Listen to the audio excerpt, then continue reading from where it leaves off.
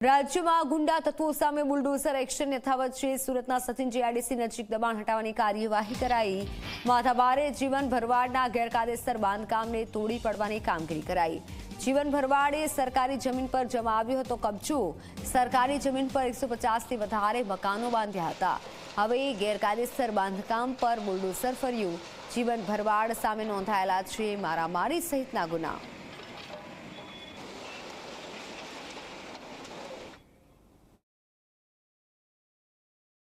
સુરતના સચિન જીઆઈડીસી વિસ્તારમાં અસામાજિક તત્વોના ગેરકાયદેસર બાંધકામ ઉપર દાદાનું બુલડોઝર ફેરવવામાં આવ્યું છે। સીધા દ્રશ્ય બતાવીશું। સચિન જીઆઈડીસી વિસ્તારમાં આવેલ જે રેલવે સ્ટેશન વિસ્તાર છે, જીવન ભરવાડ નામનો અસામાજિક તત્વો છે તેની અહીંયા દહેશત જોવા મળતી હતી। એના દહેશતને લઈને તેને સરકારી મિલકત ઉપર એક નહીં પરંતુ 150 જેટલા જે છે અલગ અલગ જે છે રૂમો બનાવી દીધા હતા અને મસ્ત મોટું ભાડું પણ કમાવતો હતો। એટલું જ નહીં, દુકાનો પણ ઊભી કરી દેવામાં આવી હતી, પરંતુ સચિન જીઆઈડીસી પોલીસે મોટી કાર્યવાહી કરી છે। તેના તમામ ગેરકાયદેસર બાંધકામ ઉપર બુલડોઝર કર્યું છે।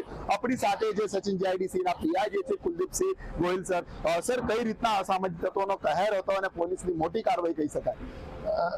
જીવન મેપાભાઈ ભરવાડ છે, જેના વિરોધમાં સચિન જીઆઈડીસી પોલીસ સ્ટેશનમાં 2020 થી લઈને 2025 સુધીમાં 4 ગુના શરીર સંબંધી મારામારીના નોંધાયેલા છે, જેને 2022માં પાસા હેઠળ ધકેલવામાં આવ્યો હતો।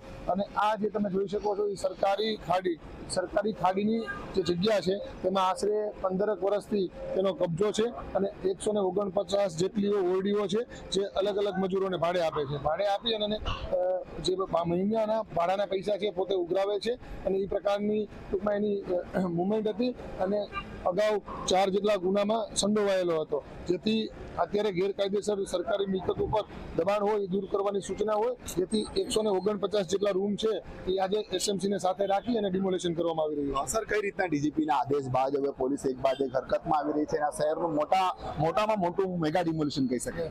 મહેરબાન ડીજીપી સાહેબની સૂચના, મહેરબાન પોલીસ કમિશનર સાહેબની સૂચના હતી કે અસામાજિક તત્વો છે જેનું કાંઈ ગેરકાયદેસર સરકારી જગ્યા ઉપર દબાણ હોય અથવા તો ગેરકાયદેસર વીજ કનેક્શન હોય તો એને નાબૂદ કરવા માટેની સૂચના હોય, જે અનુસંધાને કાયદેસરની કાર્યવાહી, નોટિસ વગેરે બજવણી કરી અને એને અગાઉથી સૂચના કરવામાં આવેલી હતી। આ બાબતે એસએમસીને જાણ કરવામાં આવેલી હતી અને આજે આપ જોઈ શકો છો એ રીતે સચિન જીઆઈડીસી પોલીસ અને એસએમસીના સંયુક્ત પ્રયાસથી એનું જે પણ કંઈ ગેરકાયદેસર દબાણ છે એ દૂર કરવામાં આવે છે।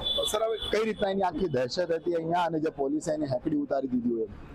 દહેશતમાં અગાઉ એ મારામારીના ગુનામાં પકડાયેલો હતો।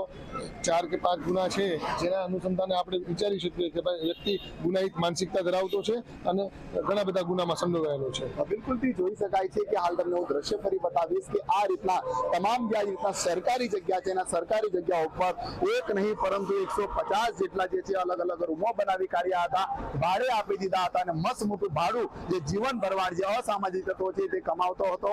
અને અહીં મેઇન રોડ પર જ જે રીતના દુકાનો પણ બનાવી કાઢી હતી, પરંતુ દાદાનું બુલડોઝર ફેરવવામાં આવ્યું છે અને તમામ જે ગેરકાયદેસર મકાન જે રીતના રૂમો બનાવવામાં આવ્યા છે એને તોડી પાડવામાં આવ્યા છે। ત્યારે અહીં અસામાજિક તત્વોનું નહીં પરંતુ પોલીસનું રાજ ચાલશે, આ રીતના દ્રશ્ય જે છે જોવા મળી રહ્યા છે। કારણ શહેરની અંદર એક બાદ એક જે માથા ભારે બુટલેગરો હોય કે અસામાજિક તો હોય તેમના ઉપર પોલીસ કડકમાં કડક કાર્યવાહી કરી રહી છે। ત્યારે સુરતનું સૌથી મોટું મેગા ડિમોલેશન કહી શકાય છે કે જીઆઈડીસી પોલીસે, સચિન જીઆઈડીસી પોલીસે કર્યું છે અને હાલ જે રીતના અસામાજિક તત્વોને ચેતી જવાની જરૂર છે। જો તમે ગેરકાયદેસર રીતે સરકારી જમીન પર જે દબાણ કરશો તેની સાથોસાથ જે તમારો અસામાજિક તત્વો જે છે લોકોમાં દહેશત ઊભી કરશો તો ત્યારે તેના ઉપર ગેરકાયદેસર મકાન પર દાદાનું બુલડોઝર ચાલશે અને પોલીસ તેમને જેલના સળિયા પાછળ ધકેલીને કાર્યવાહી કરશે। કેમેરામેન વિજય ભૈસાની સાથે પ્રશાંત દિવરે, જે મીડિયા, સુરત।